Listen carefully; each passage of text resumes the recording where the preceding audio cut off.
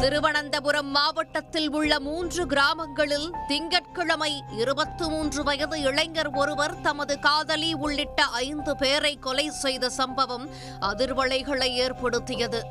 கேரள மாநில தலைநகர் திருவனந்தபுரம் நேற்று காலை முதலே பரபரப்பிலும் அதிர்ச்சியிலும் ஆழ்ந்தது. அங்குள்ள வெஞ்சாரமூடு காவல் நிலையத்தில் ஆஜரான 23 வயது இளைஞர் AR அஃபான் கூறிய தகவலே இதற்கு காரணம்.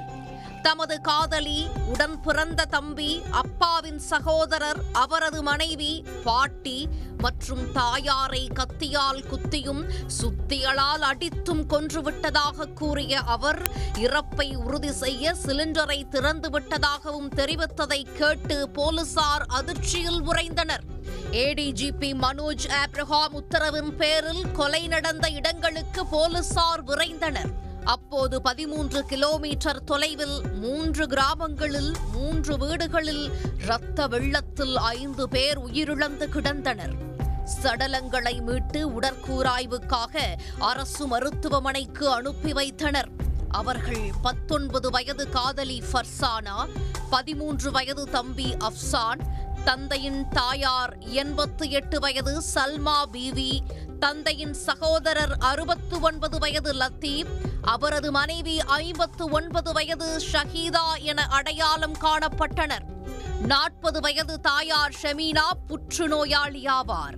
அவரையும் கத்தியால் குத்தியும் சுத்தியலால் அடித்தும் கொலை செய்து விட்டதாக அஃபான் கூறினார். ஆனால் ஷமீனா உயிருக்கு போராடிய நிலையில் மீட்கப்பட்டு மருத்துவமனையில் அனுமதிக்கப்பட்டுள்ளார்.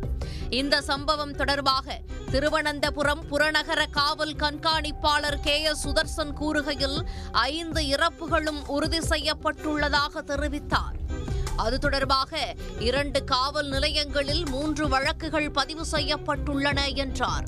கொலை செய்தவரின் வாக்குமூலத்தை விரிவாக பதிவு செய்த பின்னரே நோக்கத்தை உறுதிப்படுத்த முடியும். நிதி பிரச்சனைகள் தொடர்பான சர்ச்சை இருந்ததாகவும் மேலும் தங்கம் காணாமல் போனதாகவும் கூறப்படுகிறது. அது குறித்து விரிவாக விசாரணை நடக்கிறது. கொலைக்கு பயன்படுத்திய சுத்தியல் மீட்கப்பட்டுள்ளது என்றார். காலை 10 மணி முதல் மாலை 6 மணி வரை கொலைகள் நடந்ததாக மற்றொரு அதிகாரி கூறினார். காவல்துறையினரின் கூற்றுப்படி அஃபான் முதலில் தனது தந்தை வழி பாட்டி சல்மா பீவியை காலையில் கொன்றதாக கூறப்படுகிறது. பின்னர் எஸ்என்புரம் என்ற மற்றொரு கிராமத்திற்கு சென்றார். அங்கு அவரது அடுத்த இலக்கு தந்தை ரஹீமின் சகோதரர் லத்தீப் மற்றும் அவரது மனைவி ஷாஹிதா. புல்லம்பராவில் வீட்டில் நடந்த கொலைகள் மாலையில் நடந்ததாக கூறப்படுகிறது. அஃபானின் தோழி ஃபர்சானா கடந்த 2 நாட்களாக வீட்டில் இருந்ததாகவும் இதனால் குடும்பத்தில் பிரச்சனைகள் உண்டானதாகவும் உள்ளூர்வாசி ஷாஜி கூறினார். அவருக்கு குற்ற செயல்கள் அல்லது போதைப் பொருள் பழக்கம் எதுவும் இல்லை என்றும் தெரிவித்தார். சவுதி அரேபியாவில் பணிபுரியும் குற்றம் சாட்டப்பட்டவரின் தந்தை அப்துல் ரஹீம் தனக்கு தொழிலில் நஷ்டம் ஏற்பட்டதால் பணப்பிரச்சனை இருந்தது என்று தெரிவித்தார். ஆனால் அது அவரது மகனுக்கு கவலையை ஏற்படுத்தி இருக்கும் என தாம் கருதவில்லை. அவர் 6 மாதங்கள் விசிட்டிங் விசாவில் சவுதிக்கு வந்துவிட்டு மகிழ்ச்சியுடன் திரும்பினார். சொத்தை விற்று கடனை அடைப்பதை அவர் எதிர்க்கவில்லை. மகனின் காதலி குறித்து உறவினர்கள் தெரிவித்திருந்தனர். அதிலும் எந்த பிரச்சனையும் இல்லை என்று தெரிவித்துள்ளார். இதற்கிடையில் 5 மணி நேரத்தில் 5 பேரை கொன்றது ஏன் என்பது குறித்து கைதான அஃபான் போலீசில் திடுக்கிடும் வாக்குமூலம் அளித்துள்ளார். வளைகுடா நாட்டில் தந்தை பர்னிச்சர் கடை நடத்தி வந்தார். தொழில் நஷ்டம் ஏற்பட்டது. அவற்றை ஈடுகட்ட அப்பாவின் சகோதரரிடம் பணம் கேட்டபோது அவரும் அவரது மனைவியும் உதவ மறுத்தனர். பாட்டியிடம் நிறைய நகைகள் உள்ளன, அவரும் தர மறுத்துவிட்டார். எனவே அனைவரையும் தீர்த்து கட்ட முடிவு செய்தேன். திங்கட்கிழமை காலையில் முதலில் பாட்டியை கழுத்தை நெரித்து கொலை செய்து வீட்டில் இருந்த நகையை எடுத்துச் சென்று அருகில் உள்ள நிதி நிறுவனத்தில் விற்று கிடைத்த பணத்தில் சுத்திகள் மற்றும் கத்தி வாங்கினேன். அவற்றுடன் பைக்கை எடுத்துக்கொண்டு அருகில் உள்ள 3 இடங்களுக்கு சென்று அனைவரையும் சுத்தியலால் தாக்கியும் கத்தியால் குத்தியும் தீர்த்து கட்டியதாக அஃபான் வாக்குமூலத்தில் கூறியுள்ளார்.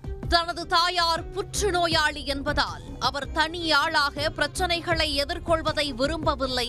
எனவே அவரையும் தாக்கினேன். நான் இன்றி எனது காதலி வாழ்வதை விரும்பவில்லை.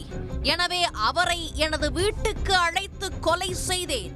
அந்த நேரத்தில் பள்ளிக்கு சென்றுவிட்டு எனது 13 வயது தம்பி வீடு திரும்பினான். அவனையும் சுத்திகளால் அடித்து கொன்றதாகவும் அஃபான் கூறியிருப்பதாக காவல்துறை அதிகாரிகள் தெரிவித்துள்ளனர்.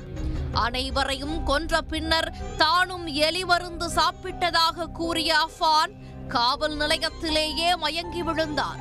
அவரை போலீசார் மருத்துவமனையில் சேர்த்துள்ளனர். அங்கு அவரது உடல்நிலையை மருத்துவர்கள் கண்காணித்து வருவதாக ஏடிஜிபி மனோஜ் ஆப்ரஹாம் கூறியுள்ளார். சவுதியில் தொழில் நஷ்டம் அடைந்த தந்தைக்கு உதவ மறுத்த ஆத்திரத்தில் குடும்பத்தினர் 5 பேரை 5 மணி நேரத்தில் சுத்திகளால் அடித்தும் கத்தியால் குத்தியும் அடுத்தடுத்து அரங்கேறிய திக் கொலைகள் திருவனந்தபுரத்தில் பரபரப்பையும் அதிர்ச்சியையும் ஏற்படுத்தியது. உடனுக்குடன் செய்திகளை தெரிந்து கொள்ள சன் நியூஸ் பெல் ஐகானை கிளிக் பண்ணுங்க.